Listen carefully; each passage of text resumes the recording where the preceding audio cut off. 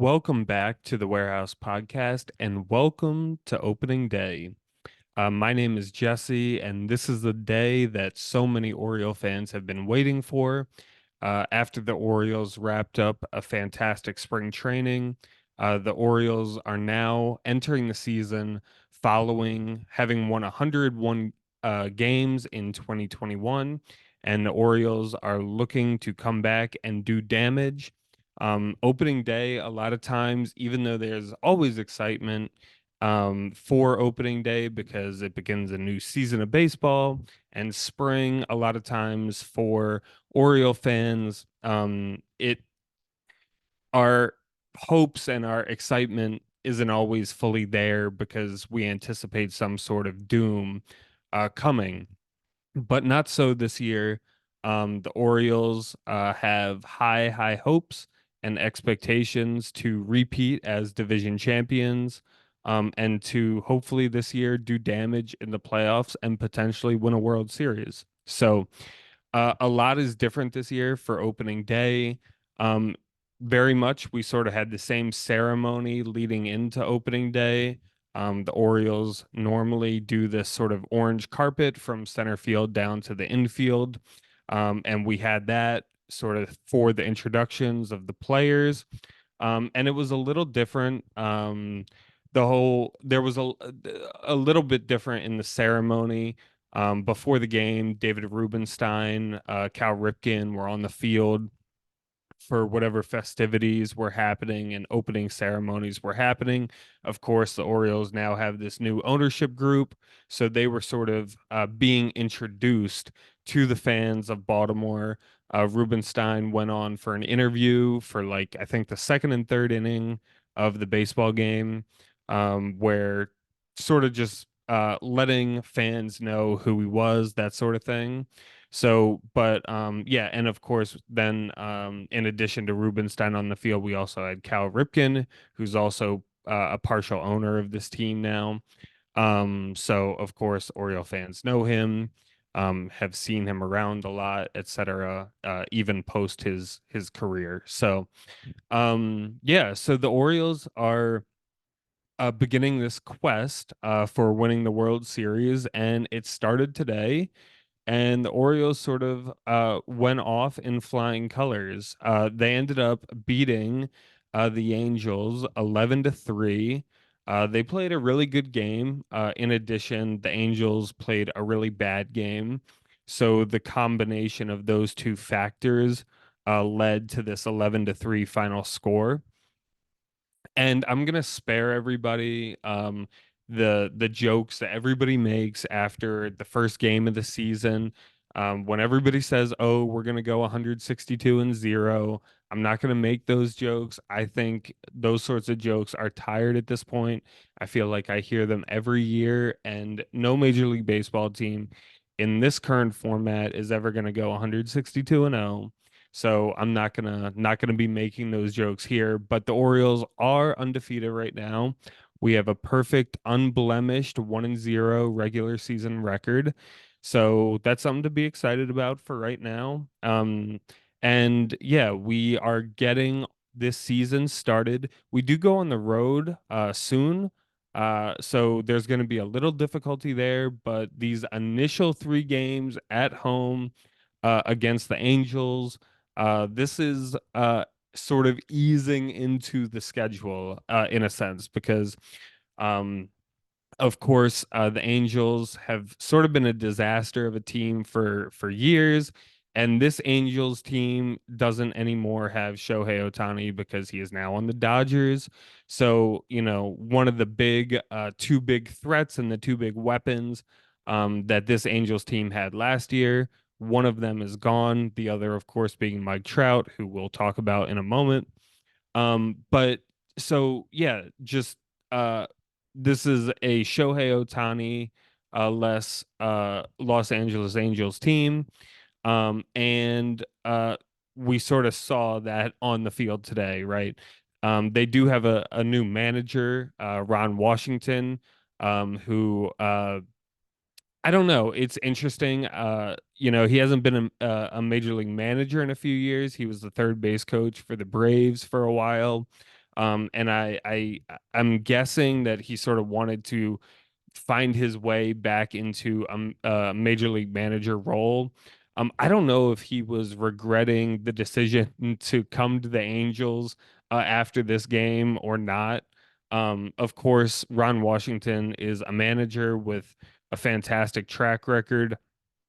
Um, you know, came very, very close to winning the World Series with the Rangers, um, like a strike away multiple times in one year in particular, and managed some very good Texas Rangers team. He has a very, very strong resume.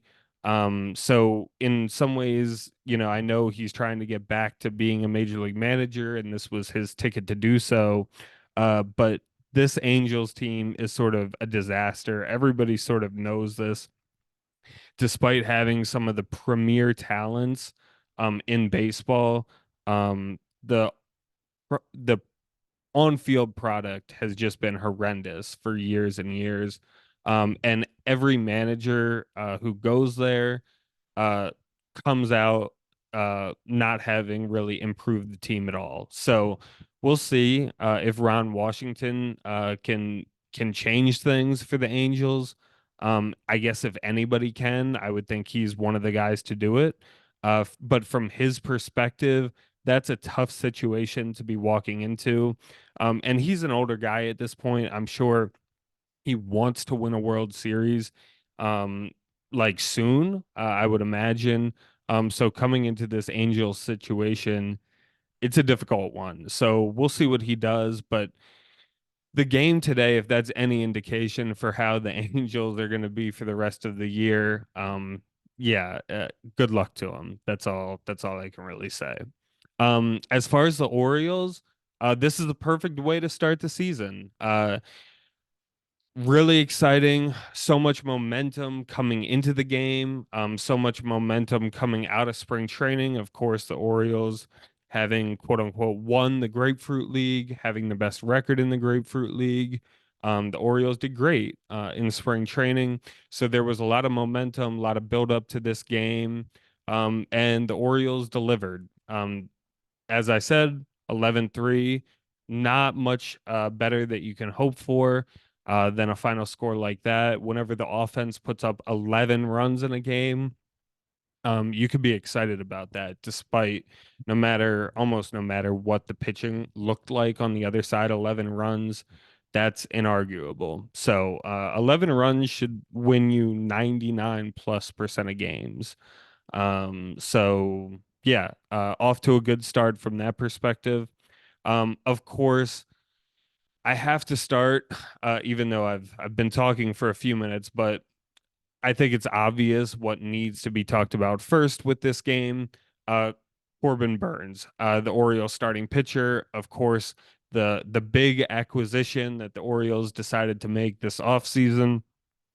This was getting Corbin Burns was the World Series move, right? That was the move that you make to go win the World Series. So the Orioles got Corbin Burns. He was our opening day starter. And of course, unsurprisingly, he was spectacular. Um, he basically, to summarize, he threw a perfect game through 6 innings except for allowing a solo home run in the first to Mike Trout. Um, so in the top of the first inning, he came out, he was electric. Uh, it seemed like he was feeding off the energy. To me, it seemed like that. He started the game with 2 strikeouts, before then sort of allowing Mike Trout to hit a solo home run off him. Uh, so that at that point in the game, when he gives up the home run, you don't know how things are going to go. Um, of course, we sort of had some idea, or I had some feeling that this is a good way to start the season for him. He's in a new uniform in a new city. Things are different, but he's facing an Angels team, an Angels lineup that was not very good from top to bottom. Mike Trout obviously is the one big threat in the lineup. And he did allow a solo home run in the first, but overall, it was a solo home run. At that point in the game, you're like, okay, that's not ideal, but Oriole fans should not have been deterred based upon just that, about how he was going to perform in that game. And of course, it had almost no implications for the rest of the game. Like I said, he threw a perfect game other than that home run to Trout. 6 innings. He faced 19 batters. He retired 18 of them except Mike Trout. He ended up throwing 82 pitches with 11 strikeouts. Of course, if it wasn't opening day, he probably would have gone more than 6 innings. He probably would have gone more than 82 pitches. That's sort of a situation where in the future, if he's through six at 82 pitches, Brandon Hyde will pull him out or bring him out for the seventh and bring him out probably again for the eighth, barring a disaster of a seventh inning. But just because it's opening day, because the Orioles have a fresh bullpen, et cetera, et cetera. Most of the time, starting pitchers on opening day are not going to push their limits. They're just easing into the season. 6 solid, fantastic innings from Corbin Burns was more than enough.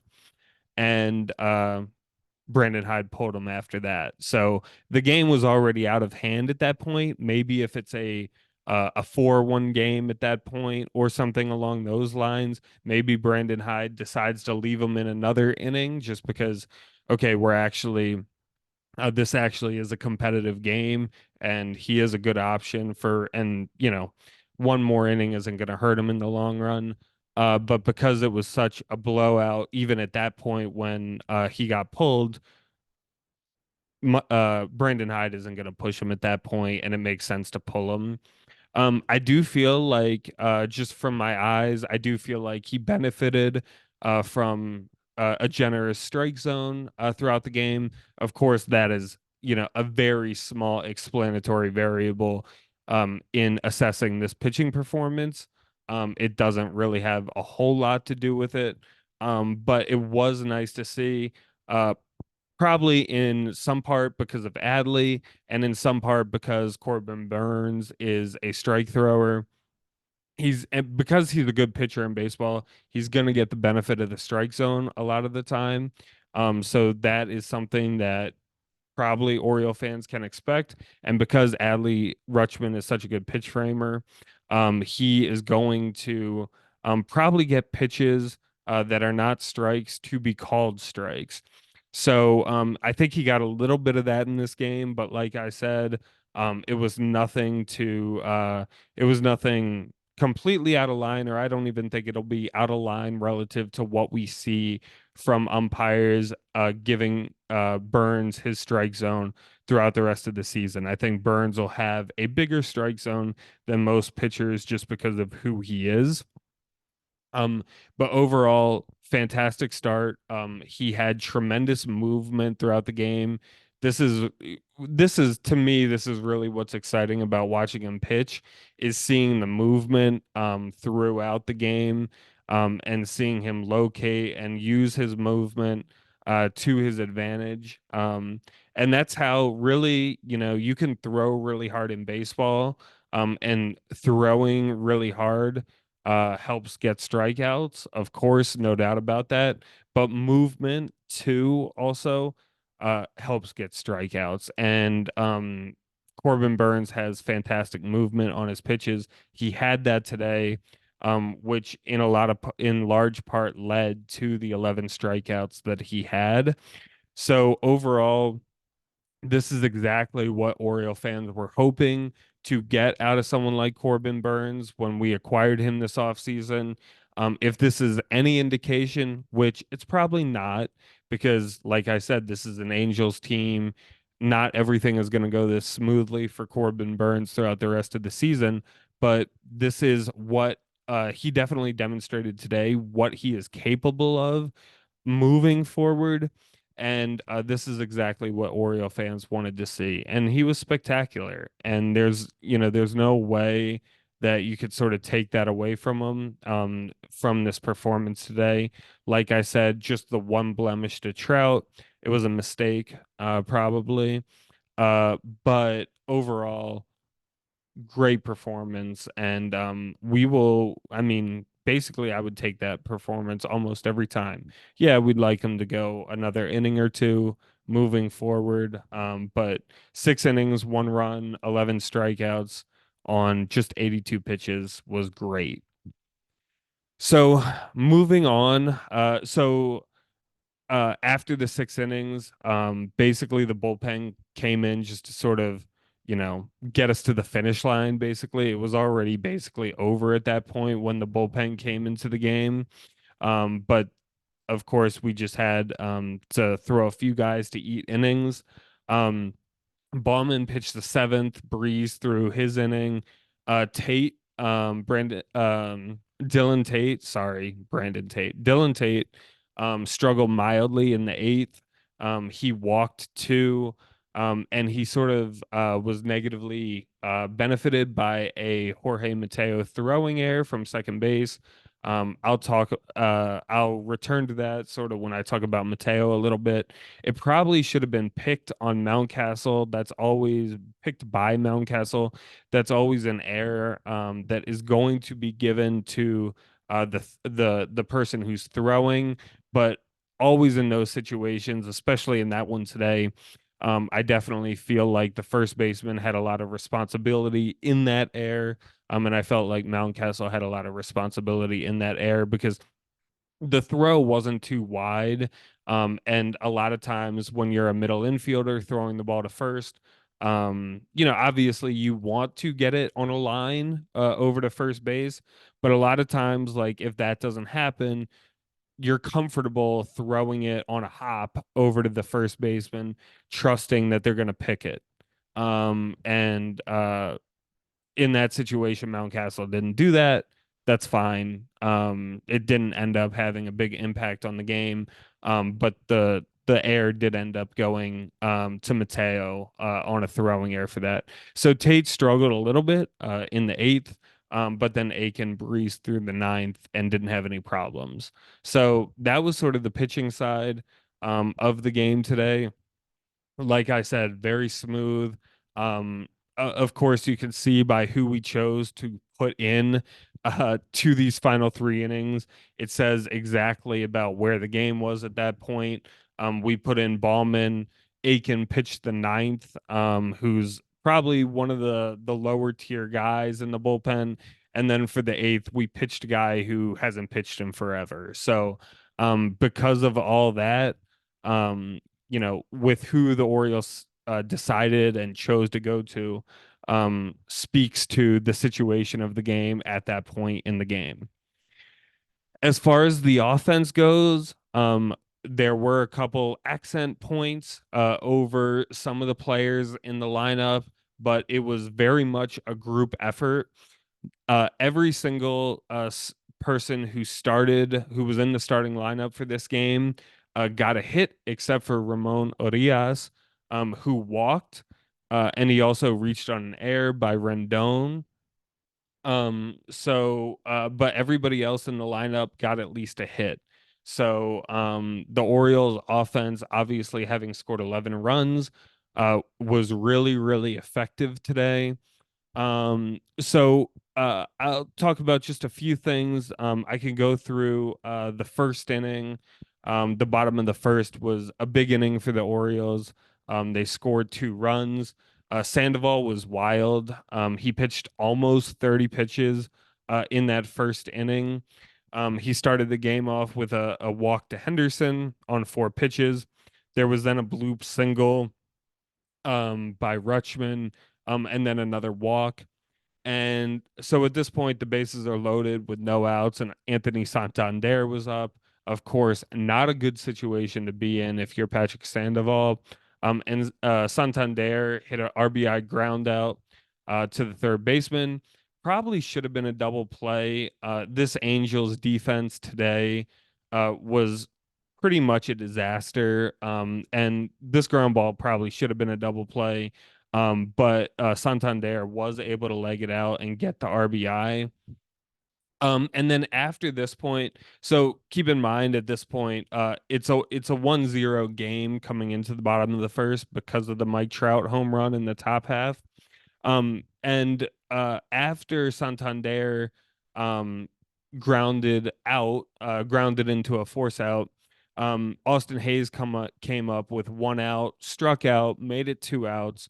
And at that point, Jordan Westberg comes up, and it sort of looks like an inning that could be disappointing, having get only getting one run after having the bases loaded and no outs. Um, but Jordan Westberg was able to pick up Austin Hayes, and he lined a single to center field with a two-out RBI single.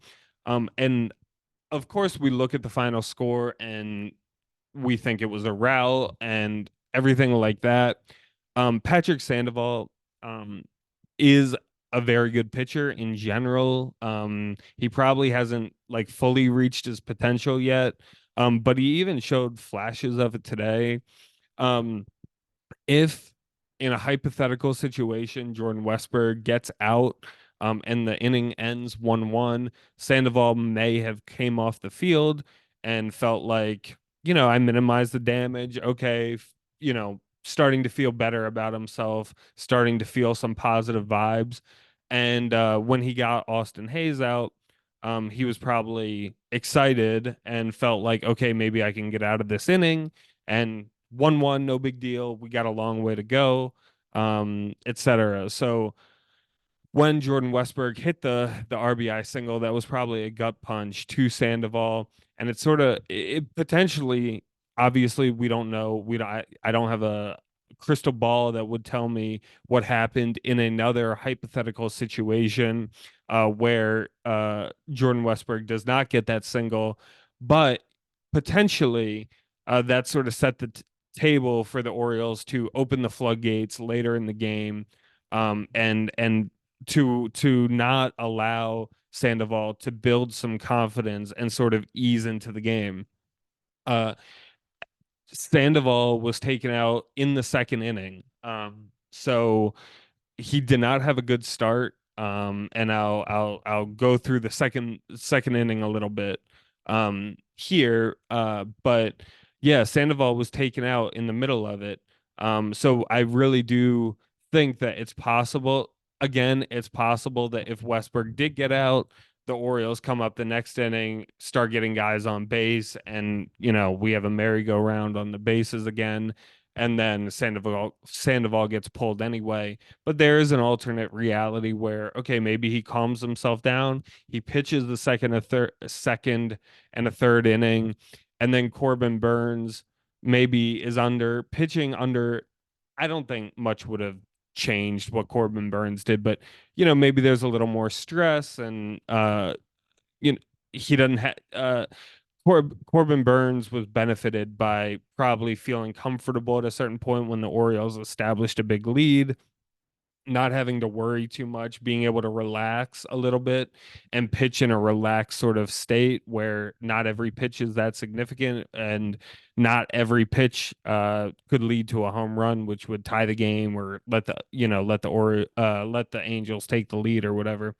But anyway, I do think yeah, there is sort of an alternate scenario where the game might have potentially looked a little bit different had Westberg not got that critical single, I think, in the first. In the bottom of the second, we started off Ramon Arias reached on an Anthony Rendon air. This was another example of the poor defense on behalf of the Angels today. Now, granted, I will say it was a little wet today. The conditions for playing a baseball game were not exactly ideal. With that said, it was a very routine ground ball. And I think even Rendon would probably say that was a very routine play that I should have made. Um, After that, Jorge Mateo doubled down the line after being down in the count.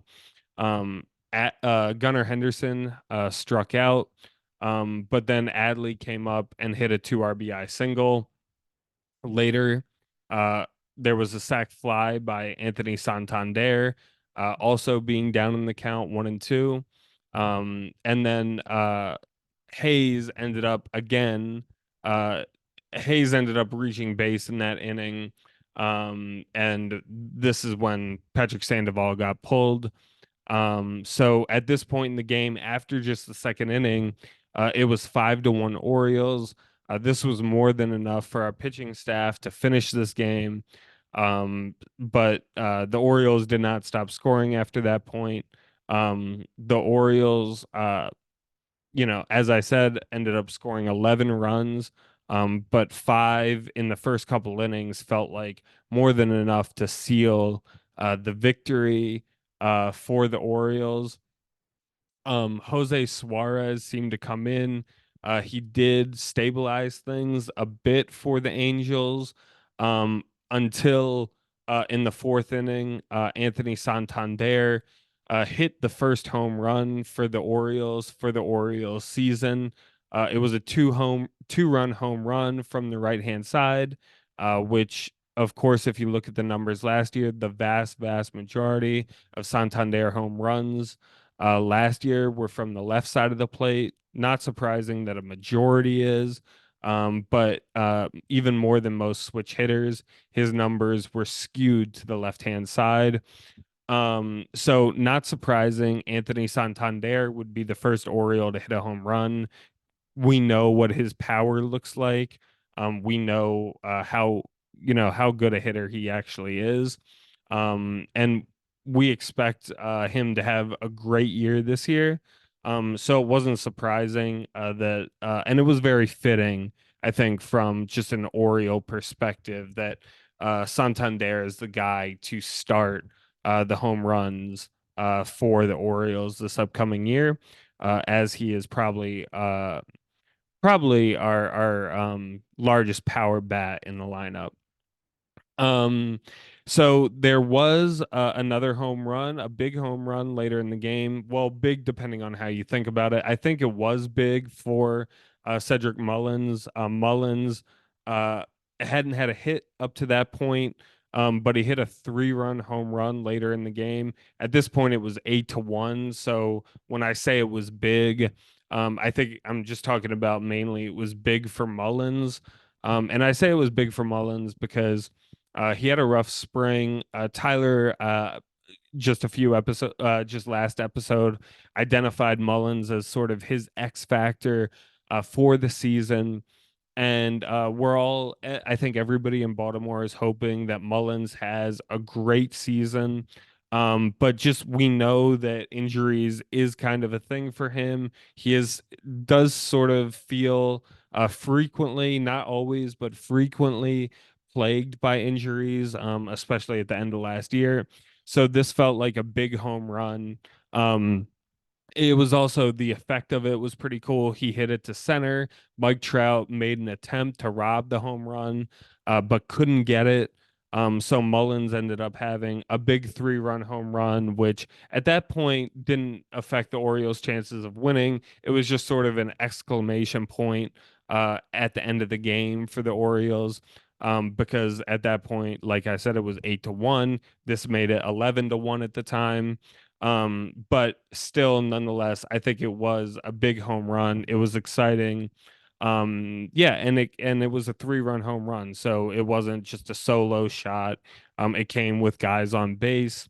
Yeah, so yeah, I'm gonna go through a little bit of the offensive performances, because like I said, everybody sort of pitched in today.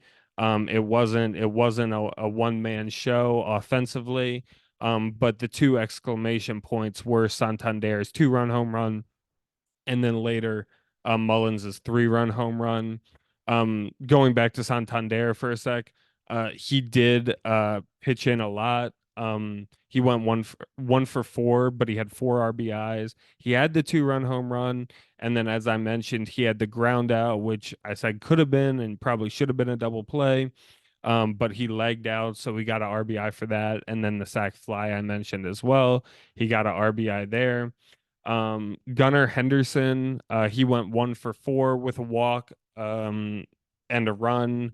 and a strikeout. Sort of a more quiet day for him relatively. He walked in the first inning on 4 pitches from Sandoval.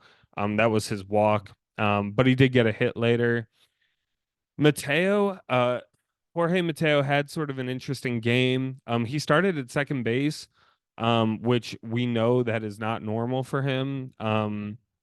So it's interesting to see how much time he gets over at second base this year. Um, we know he's been sort of the role for him is to be the super utility player, and because Patrick Sandoval was pitching, he was one of the guys that benefited because Sandoval is a left-handed pitcher. So Hyde deliberately stacked this lineup with right-handed hitters, um, so much so that it was kind of funny. Jordan Westberg was the DH today until Sandoval was gone, and he ended up getting pinch hit for by O'Hearn. But yeah, Jordan Westberg was started out as the DH today, and the Orioles tried to very much craft a right-handed heavy lineup. Obviously, we had a couple exceptions to that in the lineup. Obviously, Mullins and Santander being switch hitters, and then Gunnar Henderson leading us off. But overall, a very, very right-handed hitting lineup today because of Sandoval. So Mateo started the game at second base. He ended up 1 for 3 with a walk, a strikeout. Of course, he got a stolen base. Not surprising there. He did hit a deep fly ball to the warning track in left field before the wall got extended. This probably would have been a home run. I'm almost positive of that. But it ended up being a fly out to the warning track and left. Um, but yeah, he had that big double in the second down the line to sort of get things going for the Orioles. And then yeah, as I said, he had the air at second base. Of course, it wasn't a good throw. Preferably, that is just on a line to the first baseman, and he's of course more than capable of making that happen. But it was just unfortunate. Probably there are some adjustments he has to make footwork wise. And this is sort of like a one of the things you have to sort of learn when you move to second base is how to turn the double play because you're coming at it from a completely different angle. But he ended up having a throwing error there. Like I said before, I think Mountcastle should have been able to have bailed him out on that, but he didn't.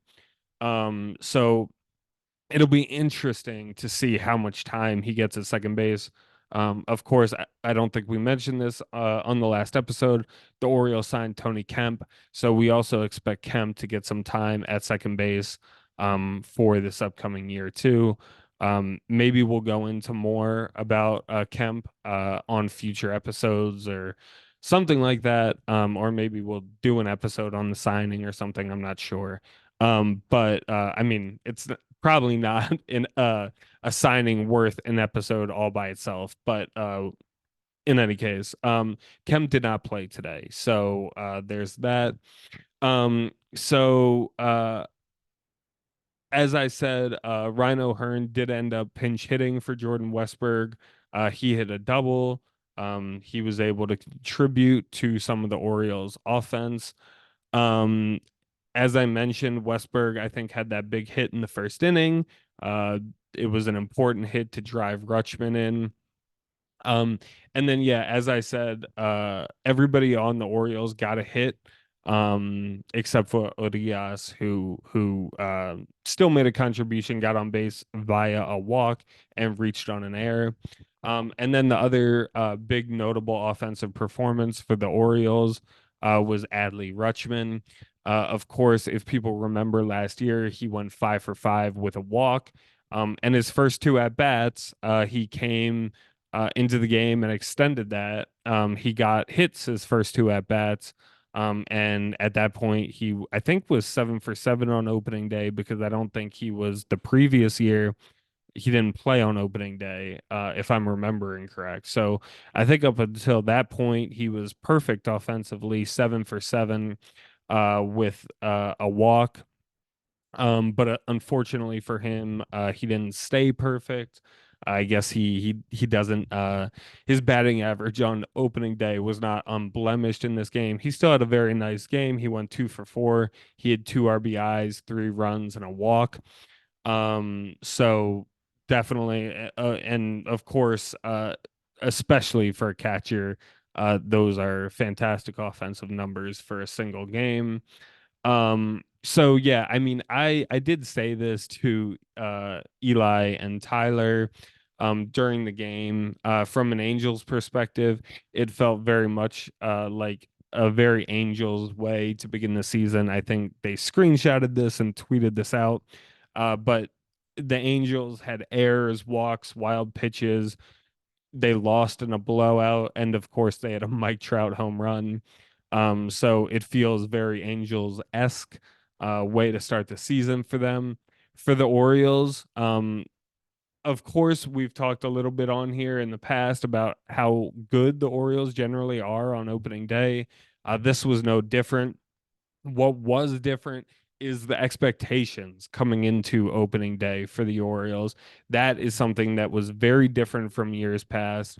Um, there were a couple years in the Showalter years where the Orioles had high expectations coming into opening day.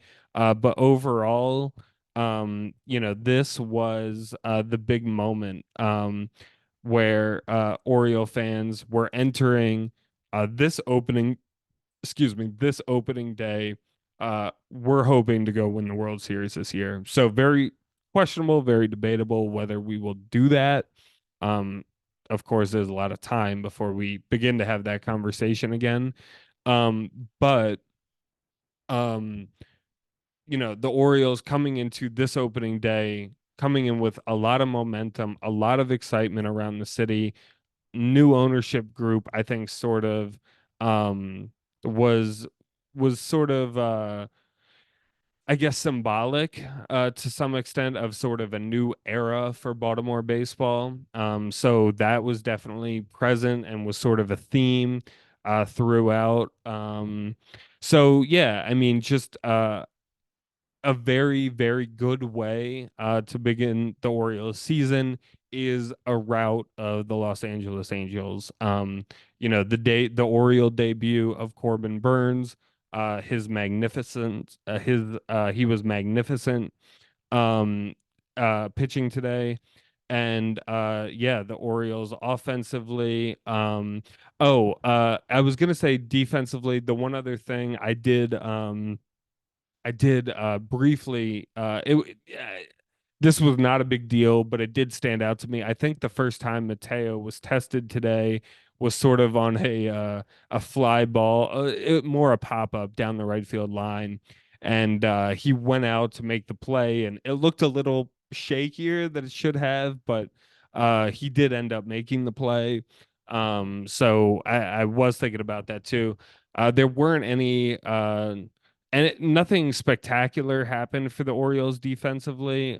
We did have the one Mateo error, but there weren't any outstanding plays for the Orioles defensively. But pitching wise, of course, was great, and offensively, of course, there was nothing you could have any qualms about. Because yeah, uh, yeah put up big, big offensive numbers today. Um, so overall, great way to start off the season. Orioles are 1-0.